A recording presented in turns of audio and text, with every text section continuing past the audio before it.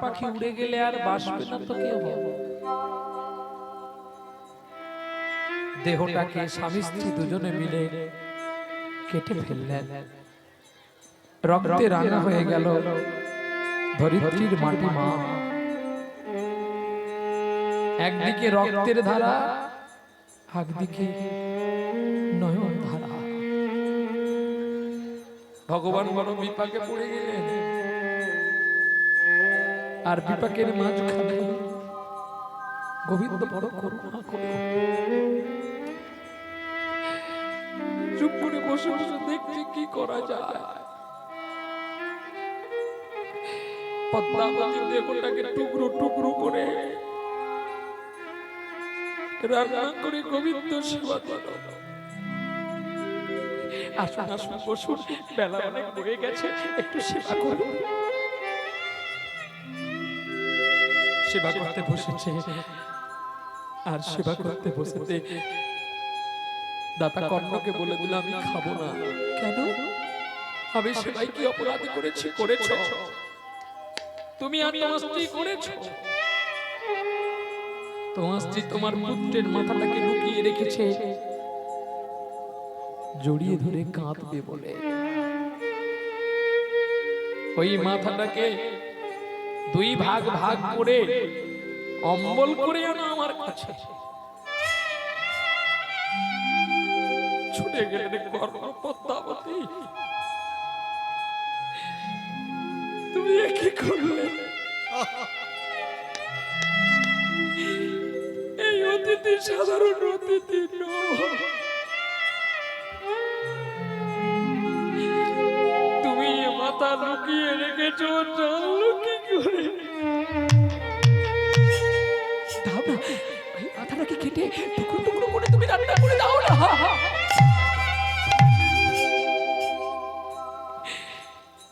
মাথাটাকে দু ভাগে ভাগ করে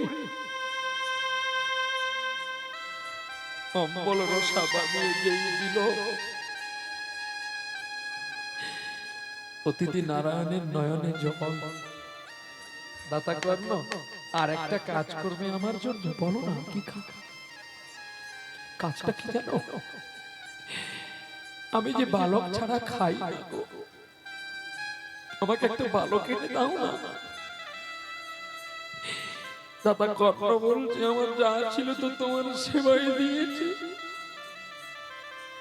আর তো আমার কোনো ছেলে নেই যে আমি তোমাকে দেব। অতিথি বলছে খেলে, ওই তো কতগুলো বালক খেয়েছে, ওদের কাছে একটা বালক ধরে আমায় দাও না গো। কাঁদতে কাঁদতে খেলার মাঠে চলে গেছে। আর যখন গিয়ে দেখে তার নিজের পুত্র বিষকেতু খেলছে, আর কেঁদে কেঁদে কি বলছে জানো? খিতি আপনি যে মরুদ বোমে আজ গড়া সবার দেখো,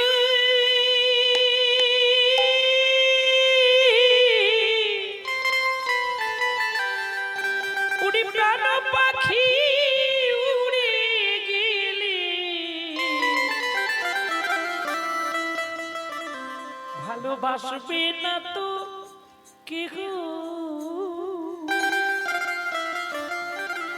ওরে নীলাকাশী যাবি উড়ে, এই খাঁচার মায়া ছিড়ি দেহ ছিড়ি প্রাণ পাখি, একদিন যাবে রে।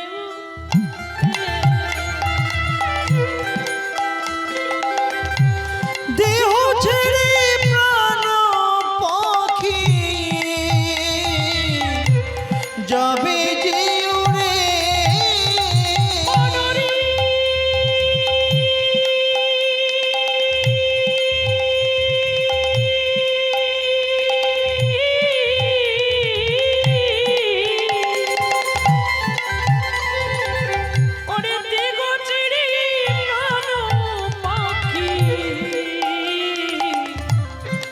যাবে রে বলে।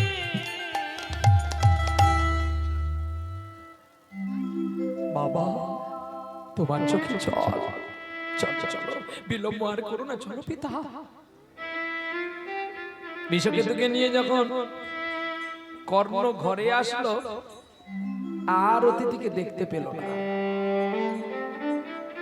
ছেলের টুকরো টুকরো কাটা মাংস আর যেন সাজানো আছে 56 ভোগ 36 ব্যঞ্জন। কোথায় হারিয়ে গেল মাংস টুকরো? দৈব বানিয়ে বলছে কর্ণ তুমি ভাগ্যবতী, তুমি বড় ভাগ্যবান ব্যক্তি, ভাগ্য করে স্ত্রী পেয়েছো, ভাগ্য করে পুত্র পেয়েছো। কর্ণ আমি তোমার কাছে হেরে গেলাম, প্রভু দেখাও দেখাও তোমার রূপ দেখাও গো প্রভু গো, দেখাও দেখাও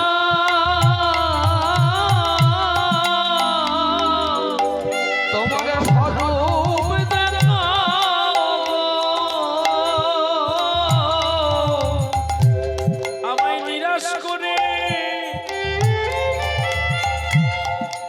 দিও না গো, একবারে দেখাও দেখাও স্বরূপ দেখাও।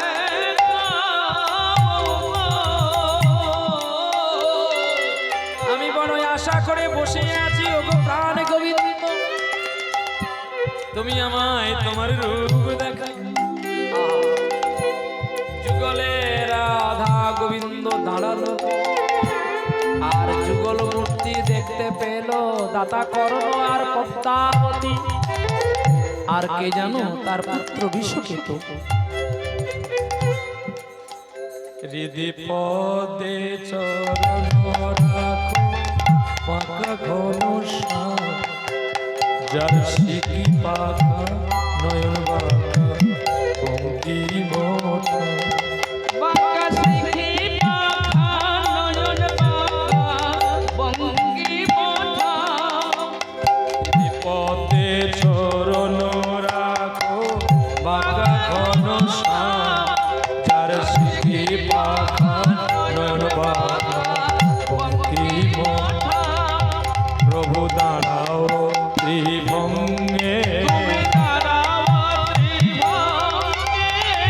অধরে মুরলি লয়ে,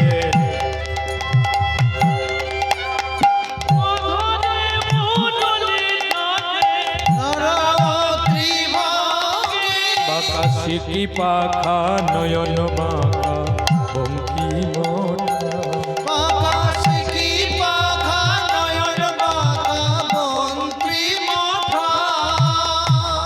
লুটিয়ে পড়লেন রাঙা চরণে, বলো বলো বৃন্দাবন বিহারী লাল কি, রাধা মাধব কি, আজকের উৎসব কমিটি কি, সকল ভক্ত বৃন্দ কি, সকল দেশবাসী কি, সকলে আপন আপন পিতা মাতা কি, যে যার গুরু গোসাই কি। বাবা এতক্ষণ তোমরা দুজনে মিলে গোবিন্দ সেবা দিয়েছো, আমি একটু সেবা দেব গোবিন্দ, তুমি একটু দাঁড়াবে। তুমি কোথায় যাবে বিষকেতু? কেন?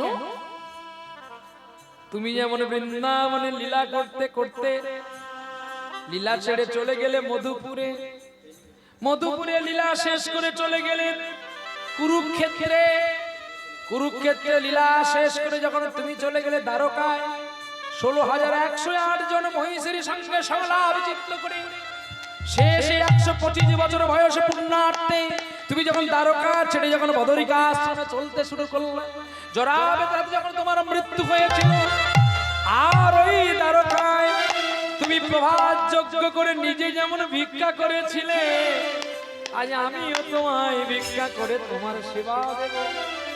যদি তুমি আমায় ছেড়ে না যাও বংশীধারী, আমার এই আশাটুকু তুমি পূরণ করো, আমার মানব জন্ম ধন্য হবে।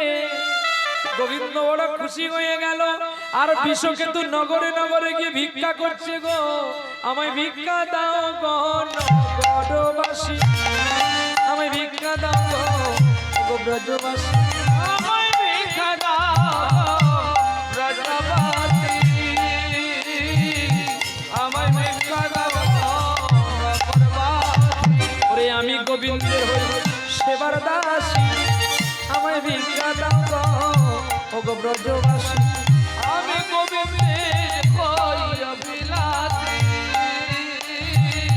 ভিক্ষা দাও ব্রজবাসী। তাই যুগে যুগে তোমার যেন হই সেবার দাসী, আমায় ভিক্ষা দাও গো ব্রজবাসী।